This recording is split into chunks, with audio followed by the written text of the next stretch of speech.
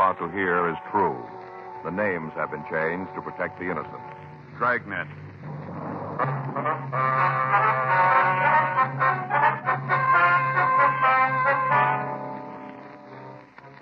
You're a detective sergeant. You're assigned to juvenile detail. A series of housebreakings has taken place in your city. The articles taken and the method of operation indicate a juvenile thief. Your job, find him. It was Tuesday, July 6th. It was hot in Los Angeles. We were working the day watch out of juvenile detail. My partner's Frank Smith. The boss is Captain Powers. My name's Friday. We were on our way out from the office, and it was 10:36 a.m. when we got to the old Central Jail building. Crime lab. Ray? Back here, Joe. Going back. Finishing up. Hi, Ray. Frank, how's it going? It's hot. It's going to hit the 90. Mm-hmm. Probably will, too. Any water around? Bottle over there in the corner. Help yourself. Thanks. How about you, Joe? No, thanks. You got anything for us, Ray? About the same as usual. Take a look. Same entrance. Cut the screen on one of the back windows, broke the glass, and climbed in. Any prints? None we could find. Here's a picture of the edge of the screen. Here. There, you see the cut edges. We got anything from it? Not much. The figure was done with a knife. If you come up with that, we might be able to tell you if you got the right one. Mm-hmm. What about the physical evidence in the house, Ray? No, not much. We got a couple of partials. Lifted them from the glass top on the dresser. Here. These pictures. Yeah, you can see here, not much to go on. Match up with the prints from the other jobs? A couple of points, but not enough to build a case on. Only thing you got that definitely ties this one in with the others is the footprint. Another one? Mm-hmm. Found it in the soft earth underneath the window. Hand me that print, will you, Frank? Oh, yeah. Yeah, here you go. Thanks. Here. There, you can see it clearly, the heel mark. Same as in the others. Did you get a cast of it? Mm-hmm. You want to see it? No. No reason if you've looked it over. You got the same thing on the picture. Yeah. Anything else? You've had it. Yeah. You got a cigarette? Ran out. I haven't had a chance to get some more. Here. Thanks. Thanks, Joe. Yeah. You been able to chase down the rubber heel for us? No luck. We contacted half a dozen firms. They all tell us the same things, made special. Probably some small factory that specializes in custom-made shoes. Might be some sort of correcting shoe. You know, FP. Oh, yeah. You've had it for a couple of weeks now. Where do you sit on it? All right, well, we found it. We've talked to about every repairman in town. None of them have seen this kind of a heel before. None of them can tell us where it was made. Mm-hmm. Checked with the doctors in the area. None of them know the brand. Figured it might be one of them who sent for it. Nothing on it, though. No? It's a new one to them, too. Yeah. Wish there was more I could give you, fellas. Well, that's all right, Ray. It seems no matter which way we turn, there's another wall waiting for us. How about burglary? Anything come in from them?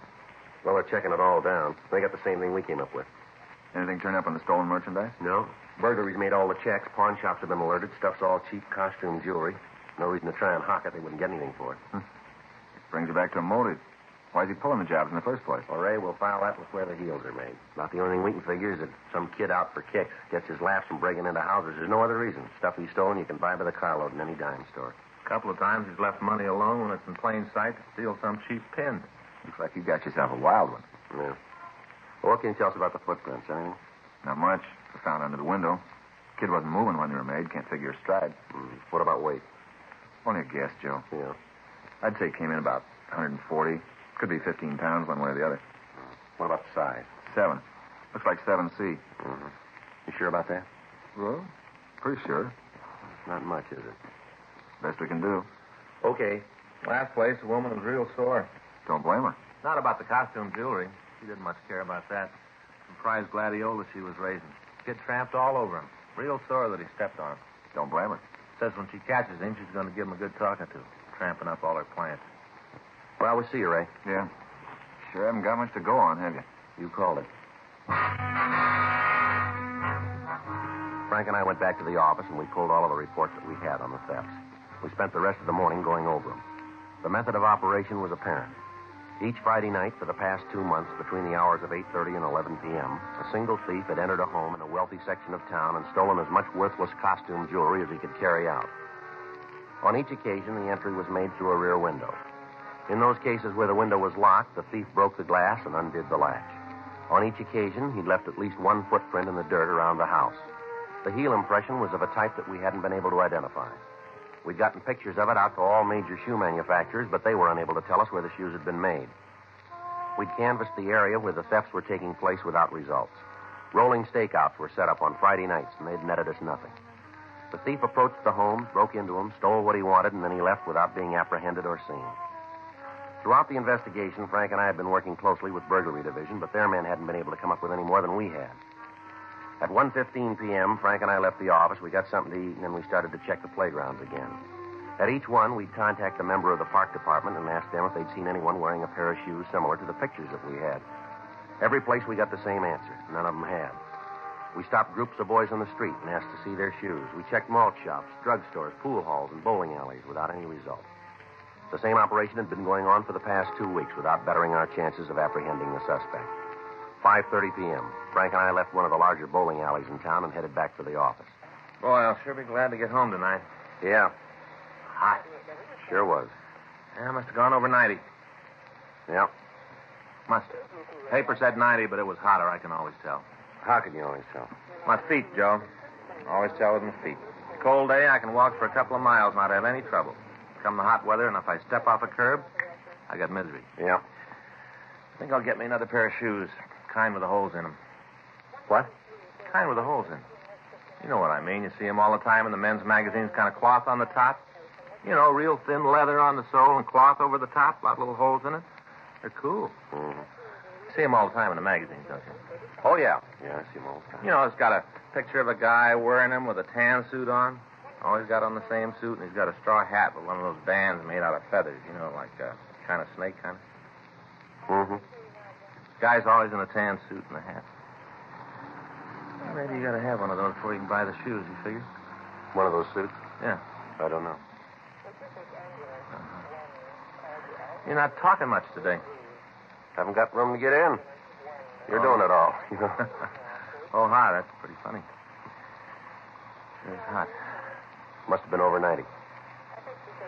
I was just about to say it Slow must down, have been will you, over Frank? 90. Slow down there. Yeah? Take it easy. See that kid up there? No. Up there. Just coming out of the drugstore in the corner, waiting for the light there. Oh, yeah. Tennis player, huh? Well, he's wearing a pair of canvas shoes, looks like, from here. Yeah. Want to check him? You might as well. That's good here. All right.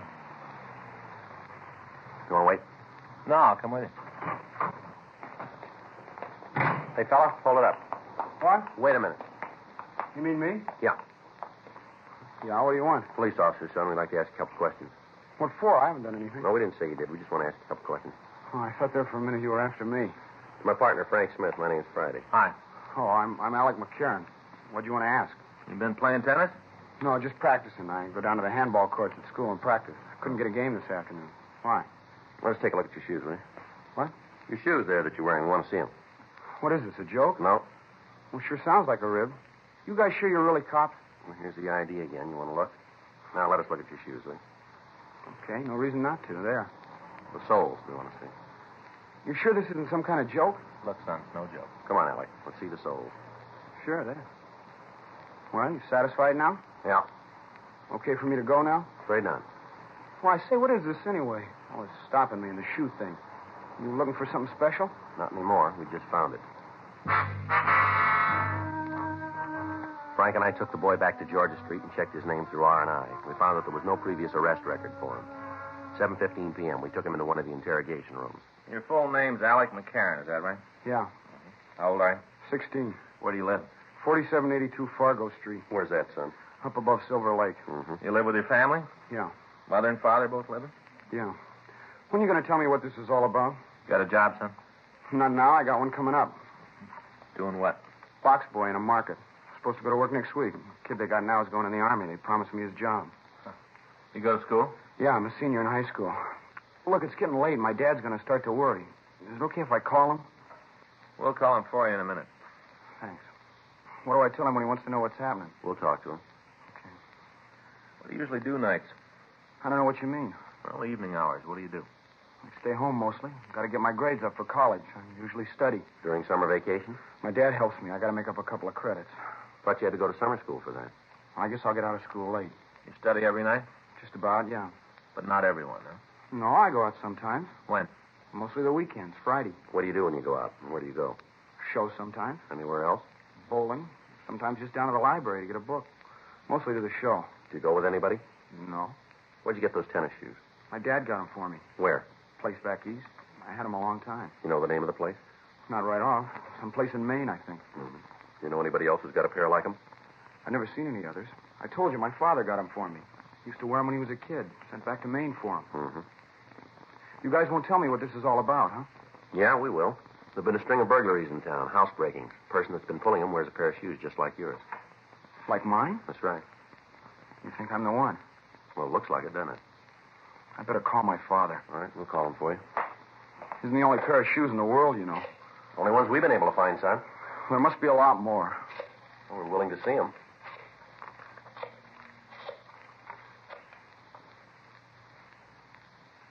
Hello, this is Sergeant Friday, Los Angeles Police Department. Who am I speaking to, please? Uh-huh. Yes, sir. Your son's here. Suspicion of burglary. That's right. Well, that may be so, Mr. McCarran, but that's the charge. Yes, sir. No. We'll bring him to his home. Sure you can. Just a minute. He wants to talk to you, son. Hello, Dad? Yeah. Uh-huh. At the police station. No, it's no joke.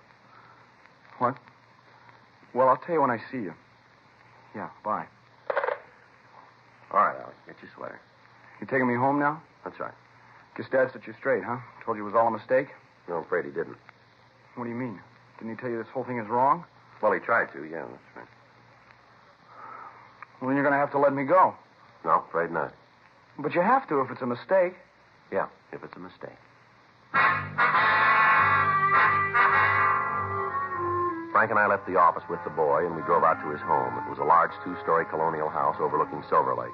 We were admitted to the place by a maid, and we were shown into the living room.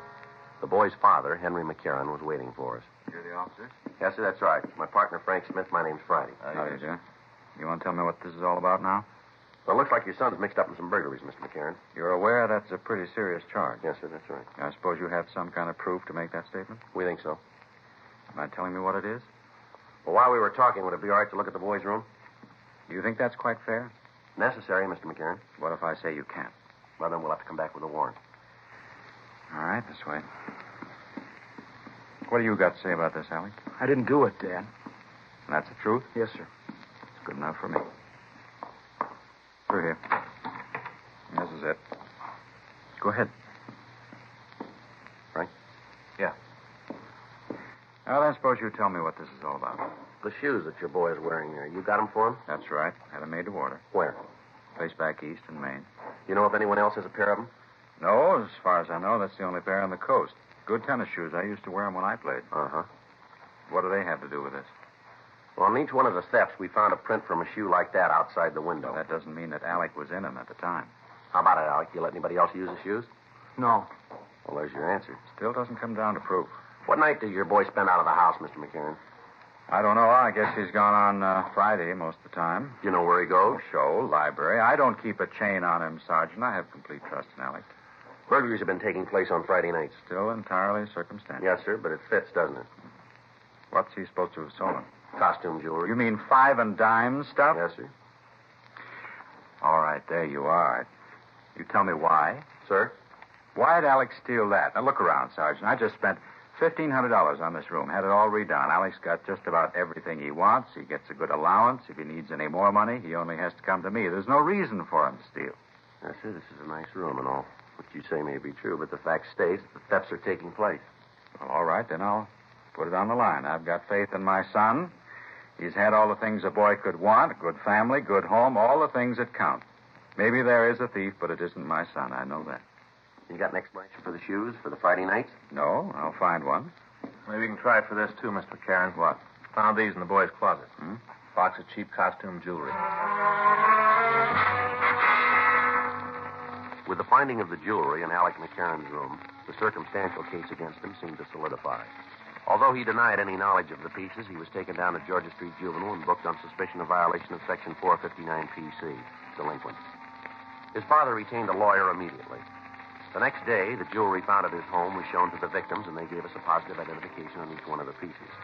A petition was filed, and the facts were presented to the juvenile court. Detention was requested. On Thursday, July 8th, Frank and I got back from the second floor after talking to the McCarran boy. He still admitted nothing about the burglaries. I don't know. Maybe I'm starting to believe the kid. He sure makes you wonder, doesn't he? Sergeant Friday? Yes, sir. How are you, Mr. McCarran? Fine, thank you. I've got it, Sergeant. I got it right here. Sir? The way to show you that my son had no part in these burglaries. All right, sir, go ahead. Now, you say that all the thefts have taken place on Friday night, is that right? Yes, that's right. And your big piece of evidence is the heels on his shoes, right? Well, that's part of it, yes, sir. All right, then you can just turn them loose. I beg your pardon? I remembered it last night. I couldn't get to sleep and got to thinking. I remembered. All right, go ahead. Alec's shoes get a lot of use. He plays a lot of tennis, wears his shoes all the time. Yes, sir. The soles and heels wore out. We had to send them back east and have them resoled. Sent them back on May 5th. Didn't get them until May 19th. Now, there's 2 Fridays in there, Sergeant. If the shoes were gone, Alec couldn't have done the burglaries. Right? Yeah. Well, I hope now that you will admit that you've made a mistake. Well, if we have, Mr. McCarran, we'll sure tell you. Well, you can take my word for it. Alec had no part in any of this. He's a good boy. He's honest. He's smart. If he was going to steal anything, if it really came to that, he wouldn't risk his neck for a few cheap beads. Doesn't seem so, does it? Here you are, Joe. All right. Well, what about it? What'd you find out? Just a minute, sir. Well, you going to release my son now? No, sir. Well, if the shoes were out of state, then he couldn't have committed the thefts. Mm-hmm. Month of May, 2 Fridays in that month. Yes, sir, that's right. No burglaries on either one of them.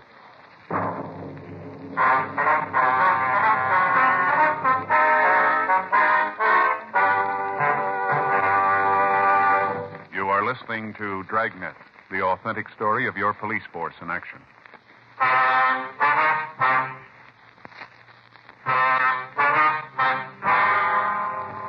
Seemed like every attempt the father made to prove the innocence of Alec McCarran only turned up another piece of evidence against him. The date for his hearing in juvenile court was set, and Frank and I talked with Mr. Bowman of the probation department on the preparation of the case. From the evidence, it appeared that the boy would be found guilty. We questioned and re-questioned him. We went over every facet of his story, but he still stuck to it. At no time did he change any part of it. Saturday, July 10th, Frank and I checked into the office. Boy, it's going to be another scorcher. Yeah, probably over 90 again, huh? Yeah, over 90. More than that, Joe. I'm going over to Broadway at noon today. Pick up a pair of those shoes I was telling you about. Mm-hmm, with the tan suit. Ones with the holes in it. Not the suit, the shoes. Finally decided last night I need them more than a new spinning reel. I'm going to get them. Well, that's good. Anything for us? Yeah. Looks like we might be wrong about that McCarran boy. What do you mean? Another housebreaking last night. Footprints all over the place. Yeah? All of them with the same heel print. We left the office. We went over to the crime lab. Ray Pinker showed us photographs that had been made at the scene. The marks were identical with those we'd found before. The size of the shoe, the way they were worn, everything matched. The information blew the case against Alec McCarran sky high, and both Frank and I felt a little relieved. The probation department was informed what had happened, and the boy was released immediately. Frank and I drove him to his home, where he was reunited with his family. We obtained the name and address of the shoe company who had made the tennis shoes, and a radiogram was sent to the police department in that city requesting all information on similar shipments to the Los Angeles area. We got the answer the next morning. Only one other pair had been sent to the Southland. Those had been sent to a Mr. Homer Ellsworth, care of General Delivery, Ventura, California. We checked the name through records and identification, but we were unable to come up with a record for him. The name was sent to George Brereton, CII, Sacramento. At 11:15, Frank and I drove up to the beach city. We talked to the postmaster and several of the clerks. They told us that several pieces of mail had been delivered to Ellsworth. Although none of the people could tell us where the man lived, they were able to give us a good description of him.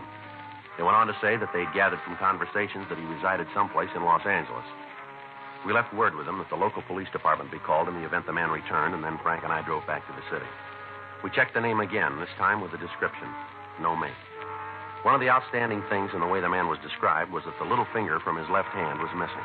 This was checked through the oddity file without result. The additional information was forwarded to Brereton. We checked with burglary detail, but they had nothing on the suspect. 8:40 p.m. We drove out to the McCarran house and talked again to his family. I knew it all the time. Yes, sir? Got a boy like Alec after 16 years, you know pretty much what he will, what he won't do. Yes, sir. A couple things we'd like to go over with you. Sure, anything you want. Just let me know. All right. Caught the person who was really responsible for this? That's what we want to talk to you about. Fine. Go right ahead. Now, the description we've got of the man is that he's about 50, around 5'8", 150 pounds, dark hair, gray at the temples, wears glasses, has a mustache. Got a finger missing from the left hand. Mm-hmm. What's his name? Well, that we don't know, sir. That's why we're asking you. No name at all. Well, he's used Homer Ellsworth. We don't think that's his true name. It isn't. Sir? Name's not Ellsworth. It's Fallon. Homer Fallon. You know him? Sure. He worked for me for 10 years. Sort of a handyman. Does our jobs around the house. You know where we can reach him? Not sure about that. What do you mean? He quit yesterday morning. We got Fallon's address. We left for the place right away. It was a small house in the South Hollywood area. The front yard was overgrown, and several of the pickets from the fence were missing. It was a 1938 Chevrolet truck parked in the driveway. Frank and I left our unit and walked up to the front door. Watch your step, Joe. What? Ward lives there. Oh, yeah, I see. I think you'd have a light out here, wouldn't you? I get it.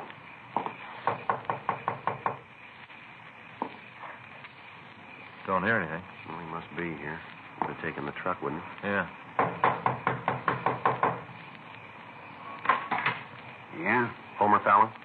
Who are you? Police officers who want to talk to you. Come on in. Sit down. Just fixing a little dinner. Yes, sir. Go right ahead. Spaghetti. Want some? No, sir. Pretty good. That kind that's all cooked. Just drop it in the water and heat up the sauce. Pretty good. Sure you don't want none? No, thanks. How about you? No, sir. Well, wait a minute. I'll turn down the fire and we can talk. All right, sir. You gotta watch it pretty close. Gets too cooked and you gotta eat it with a spoon. Not good that way. No, sir. Oh, you've had it, have you? You want to come in here, sir?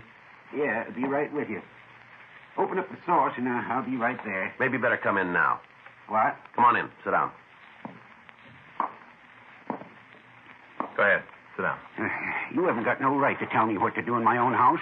No right at all. Frank, better check the place, huh? Yeah.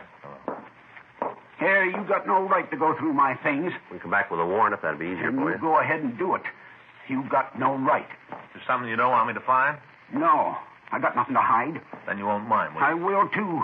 You guys come in here while I'm having dinner, causing a lot of trouble. You got no right to do this. I'm an old man. I can't take a lot of excitement. And why don't you save us all a lot of time? What? You know why we're here. You know what we want. I do? Sure you do. Why don't you tell us? Big thing over nothing. That's all it is. Can you tell us about it, will you? All the stuff put together wasn't worth $1.50. None of it. Not even $1.50. Well, then why'd you do it? Wanted to get the kid in trouble. All his life, he's had what he wanted. All his life. Different from me. Mm-hmm. I never had nothing. You put the things we found in his room, did you? Yeah. I knew you'd get to him. Wanted to sew it up. Make it look good. I put him there. Mm-hmm. And why'd you do the burglary last night? Well, I got to feeling sorry for the kid sitting in jail. You ever been arrested, Fallon?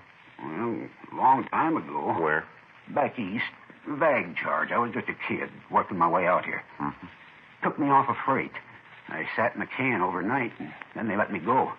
Give me a floater out of town. Mm-hmm. I got sorry for the kid.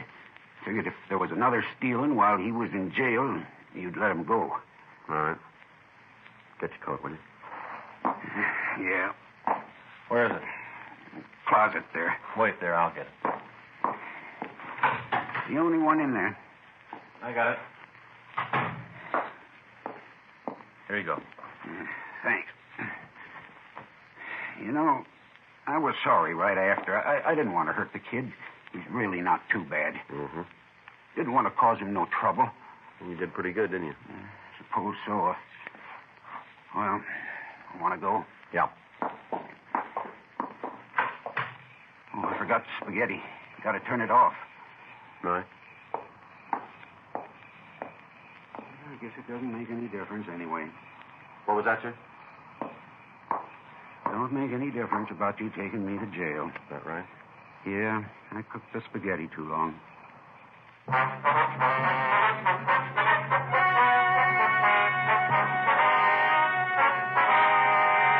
Homer Lindsay Fallon was tried and convicted of burglary in the first degree, 6 counts, and received punishment as prescribed by law. Burglary in the first degree is punishable by imprisonment for a period of not less than 5 years in the state penitentiary. Dragnet is a presentation of the United States Armed Forces Radio Service.